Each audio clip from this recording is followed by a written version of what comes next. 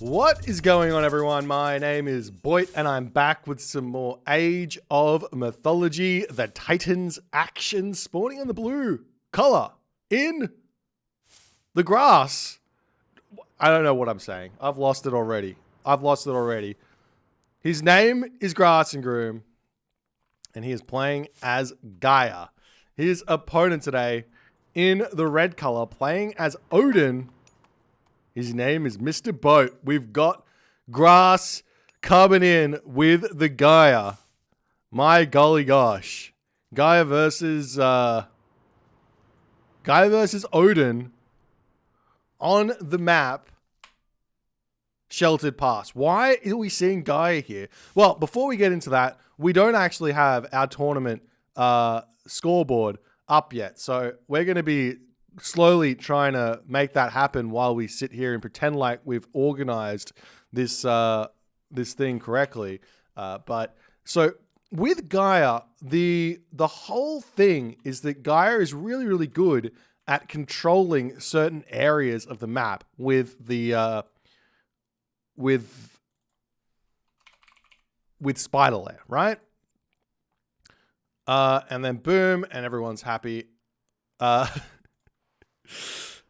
So Gaia can actually do some stuff on this map, which is actually quite interesting. She can actually very happily, against Odin specifically here, very happily be on the center of the hunt, over on this hunt, wherever she wants to be, dropping those spider eggs. Because why not? And then that forces Mrboat into a difficult decision. He has to say, well, either I've got to give up that hunt and just allow the guy to eat it, or he has to sacrifice 4 military units to break through. Plus, while sacrificing those 4 military units, he also needs to fight off automatons and an Atlantean economy in the early game. So in a lot of ways, it makes a lot of sense. However, this map also has a tendency to spawn incredibly good town centers. This one here, not the best in the world, with the Rhino being over on this side, but generally speaking, Odin on this map, as we do see a really, really forward temple here from Mrboat, but Odin on this map, well, not necessarily on this map, in this matchup, can have a lot of advantages simply just playing a 2 town center gameplay against Gaia and finding victories. That tends to be the game plan for Odin against Gaia, which is very, very tough for Gaia to win, and this is why we don't normally see Gaia against Odin, because it can be almost too simple to win, as the Gaia players have to figure out how to kill a 2 town center Odin before Ragnarok hits, and that can be really, really tough. Or at least figure out how they can defend a 2 town center Ragnarok from killing them, which is also very, very tough. As we do see the temple coming up in the middle of the map here for Mrboat. The game continues with Freya coming through. I'll be surprised to see anything other than Grass and Group. Wait, he's going for a town center? He has a forward gold mine. He's playing on Sheltered Pass against an Odin player who's already advanced. And he's going for a second town center. Is there any world in which this will work out for Grass? He's sending 3 citizens over to build this town center. Nope, never mind. He's coming over to the Rhino. Okay, never mind. All right. In terms of things that are crazy, this is up there with crazy. As we see the Hearser coming through, the one thing that Grass does have is that this strategy makes no sense. Therefore, Mrboat will not expect it until 4:30 hits.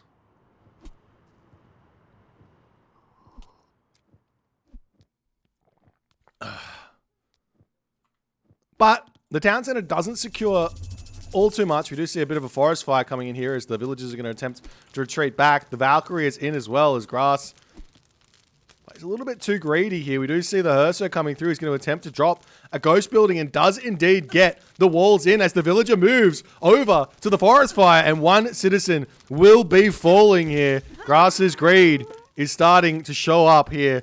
very, very big, in very, very big fashion. His map is completely opened up now as well. This gold mine is going to be a difficult thing to defend indeed, as now the units swinging around for Mrboat.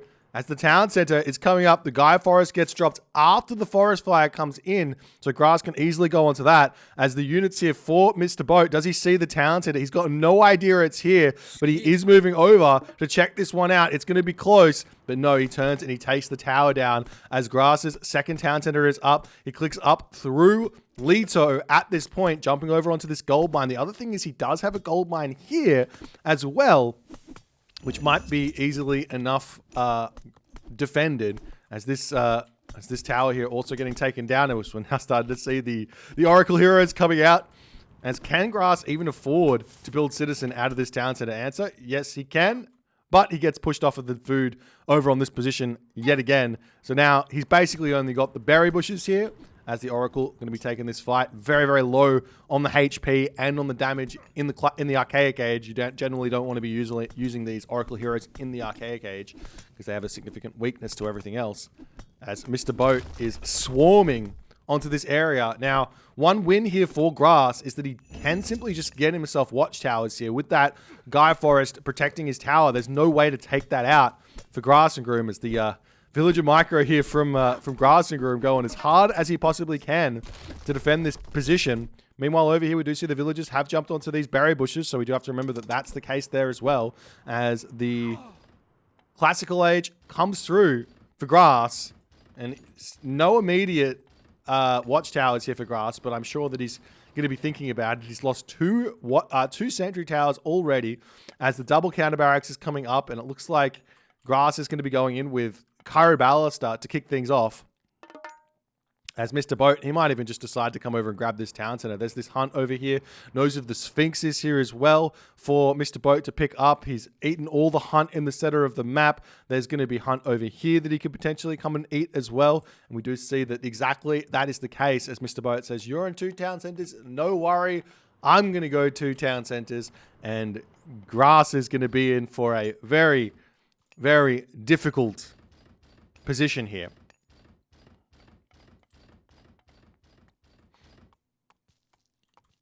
I mean, there's also plenty of hunt back here as well. The Rhino and the Zebra over here as well for Mrboat.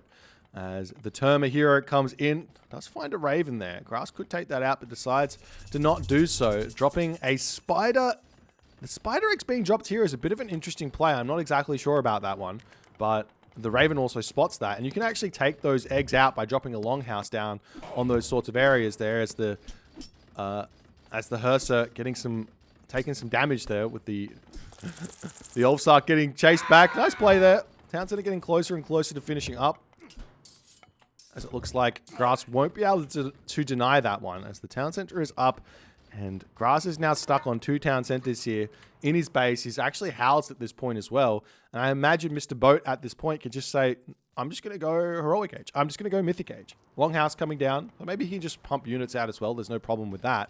But he does have the problem of having to deal with these Automaton.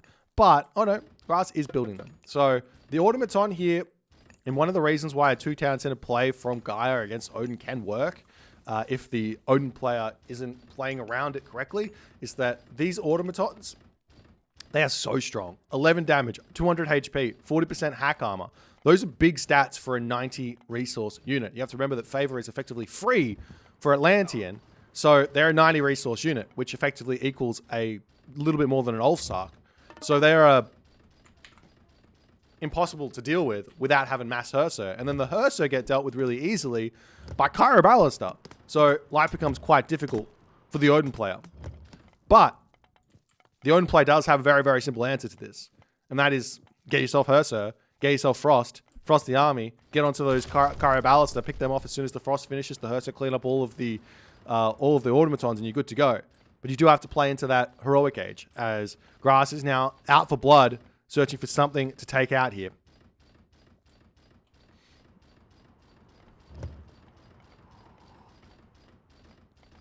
As Mr. Boit is taking his time here, not really wanting to engage on this fight just yet. He's got to be, both players have got to be really careful with how they take these fights. Because if Mr. Boit doesn't win the fight and there's a single automaton remaining after all is said and done, then the Gaia simply just wins.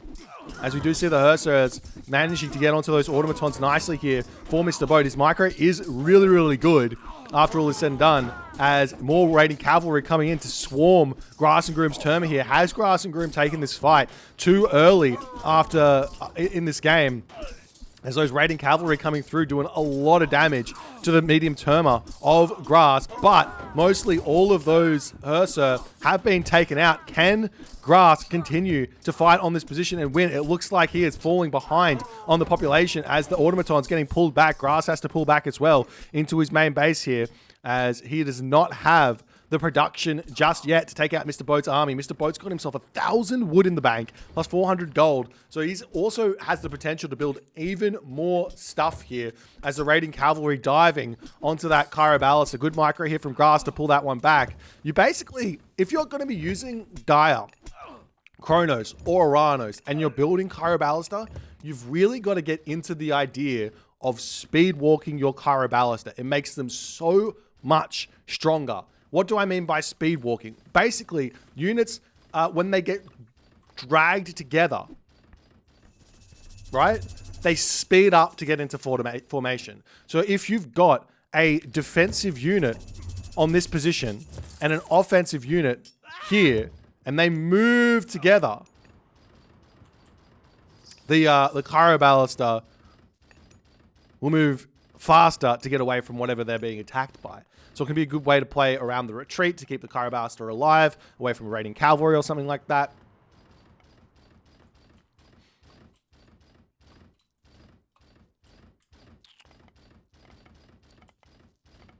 So you do see the units now starting to move in here.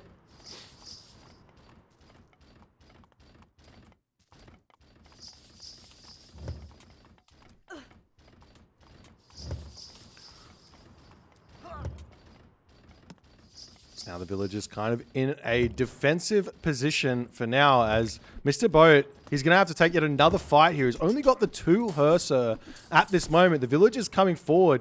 Grass and Groom does have full population here, and he's got those really, really strong automatons. Does he have any upgrades? No upgrades on the automatons, but there's only a handful of those Herser here, and I feel like if Grass just turns around and takes this fight, he's going to be able to win here, as for some reason he wants to retreat back. Look at all those raiding cavalry here, not the best of choices. You do see the Kyroballister trying to retreat back. All he has to do is target those Herso down and allow the automatons to go to work here. There are a ton of Valkyries here, but the Valkyries are dealt with really, really nicely by the automatons as well. As we are seeing, look over here, this fight, even though the Valkyrie is winning slightly, the automaton costs nothing effectively. So that's going to be an easy hold here for Grass and Groom, as Mr. Boat goes full send on this fight, but ends up falling behind. And not only that, look at all these automaton carcasses here that are going to get repaired back up by Grass. So long as he doesn't chase here and he repairs them back up, he's going to get a lot more benefit in his army. 1, 2, 3, 4 automatons here, and he... Okay, never mind.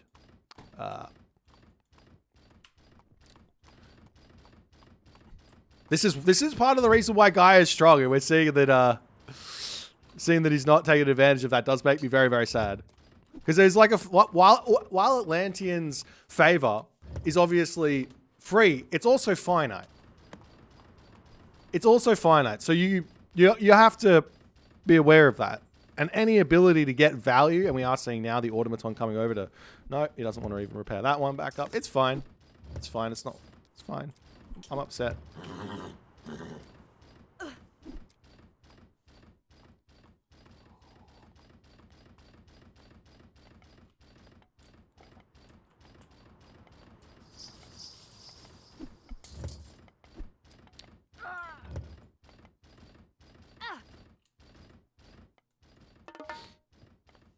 As we do see Scardy coming through now for Mr. Boat, as he's going to be motoring ahead. We do have the villagers over here.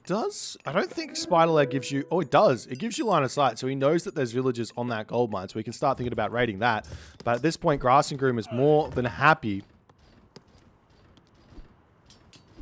to continue just chasing this army. And Mr. Boat here, he kind of knows if he just waits for the heroic gauge, frost this army, he's going to be able to kill the army very, very easily here. As this is the advantage of Odin and the advantage of Norse, is that Frost is bonkers, and you want to be using Frost to get an advantage at every single point in the game. At any point in the game, if you get an advantage out of Frost, it's going to be a good time. And every other civilization needs to know to play around that to some degree. As the army comes through,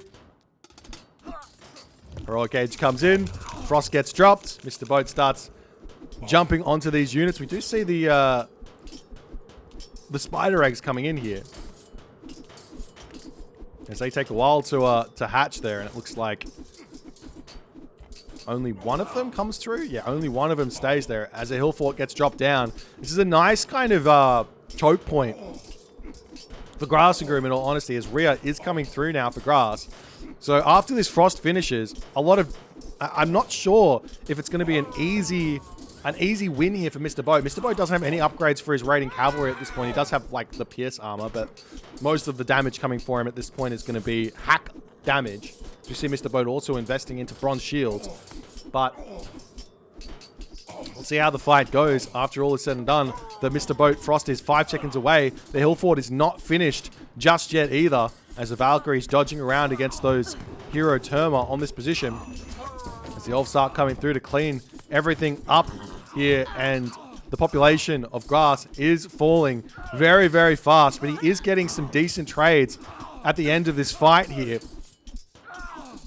As Mr. Boat's population does drop ever so slightly, he does have 2,400 gold in the bank here. As his villagers are moving around onto these lines, he actually doesn't realize he's got the zebra up on this position, it seems. As now Grass is back down to 96 population. Mr. Boat is in a commanding position, a commanding lead here as the heroic age comes through for Grass. He's got a lot of those military barracks up now to help him defend. Does steal away one Frost Giant there. Nice usage of the Rhea God Power Traitor there, stealing the Frost Giant. Huge, valuable unit for Mr. Boat there, that's now on the side of Grass and Groom.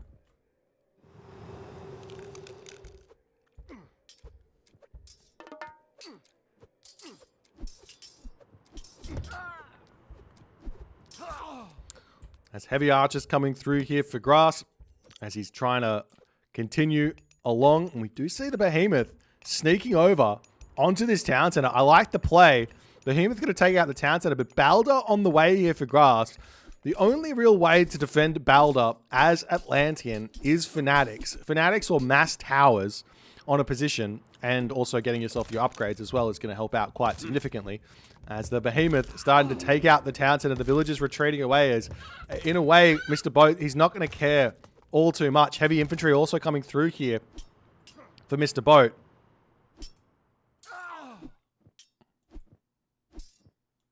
As the Murmillo retreating back. And we do indeed see the town center going down on this position. The other thing here for Mr. Boat is there's really no necessity to click Ragnarok straight away. He could get himself the third town center, or second town center here. Get himself the third town center that's over here as well.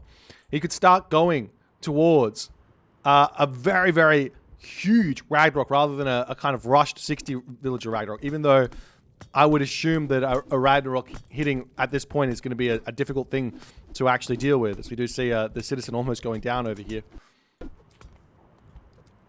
As Grass is now up on this position, trying to defend this town center with a palace, and we see the Behemoth coming through. Might be able to sneak down that hill fort if he uses it onto it, but it looks like maybe, just maybe, Grass is trying to send it through to take out the home town center there. That's not a bad idea if Mr. Boat doesn't see it, and he sends all his rag heroes forward. It could be game over. Not necessarily game over, but a difficult time as we see the temple going down. It's not going to be going down fast enough as one fire giant does pop out here. There is not a trader available just yet for Grass, but he will have it sooner or later, as the Frost Giant will be able to take out that Behemoth as the unit's trying to push forward here for Grass as he realizes he needs to put all the damage onto these units as he possibly can. Copper mail coming through here for Mr. Boat as Rag does get clicked. Mr. Boat goes up to 242 HP here as the army going to be retreating back home. And Atlas will be coming through here for Grass. Now, the question is, where do you click the implode? I think the best way to click implode is going to be like on this position. And he does click it straight onto the human units. He's going to be able to take most of those human units out as they are moving forward. And they're not going to be able to get out of that implode here. Lots of units falling. Grass is going to be careful to stay away from the sucky sucks of the implode. Lots of Rag heroes getting dragged in here, but they're mostly all going to be living at the end of it, I think. If I just collect... So 52 HP at the end there, as he doesn't even clear all of them, but a huge amount of damage coming through onto Mr. Boat there as he drops down to 185 HP. Grass at this point is getting himself champion infantry. He's getting himself fortified town centers. The problem... He's also got a gold mine here with 4,000 gold and 3 palaces here. He is playing around this Ragnarok incredibly well, ladies and gentlemen, as the unit's now pushing through onto this location. The villagers will need to retreat away. Keeping the citizen alive is vitally important as the Argus coming over here to try and take out that Valkyrie. Where's the Fire Giant at this point? It is moving forward. That one's going to get traded as well. It's not going to be a huge help for Grass, but he is going to be able to play around it nicely as the champion Mamillo starting to get the damage out. Grass has got plenty of food in the bank to rebuild himself fanatics here.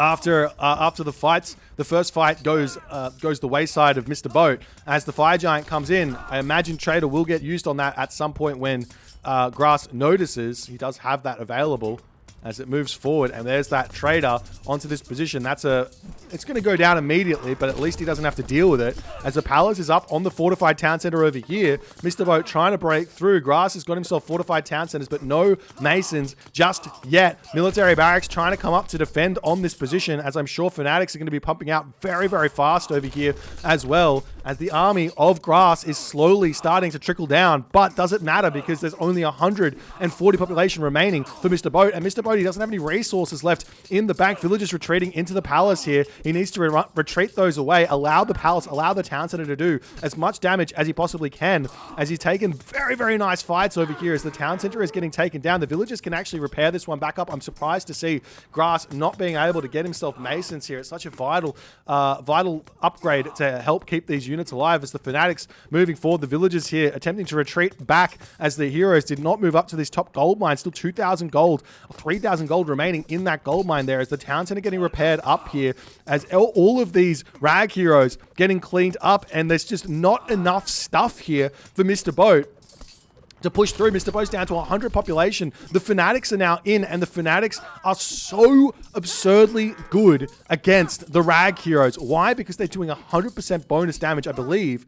100% bonus damage versus the Norse heroes, dealing 26 damage per second compared to the 15 damage per second that those heroes of Ragnarok are doing, which means that Mr. Boat's economy or population here gets absolutely massacred, and Mr. Boat in the 20th minute of this game cannot finish this one off with that Ragnarok, as Grass manages to hold here in a very, very rare circumstance. What a ridiculous game here from Grass. He does the most absurd strategy you're ever going to see on this map, going for a fast second town center against the Odin of Mr. Boat here. Mr. Boat went fast. He picked off a citizen in the early game. He picked off 2 towers in the early game, and he even got a second town center behind it all. He was in a fantastic position, but Mr. Boat just could not work out how to continue in this game. The problem here is that Mr. Boat literally just clicked Ragnarok. He had a town center coming up over here. He could have got this town center. He didn't need a fight in the middle of the map. He could have just retreated back and just continued to play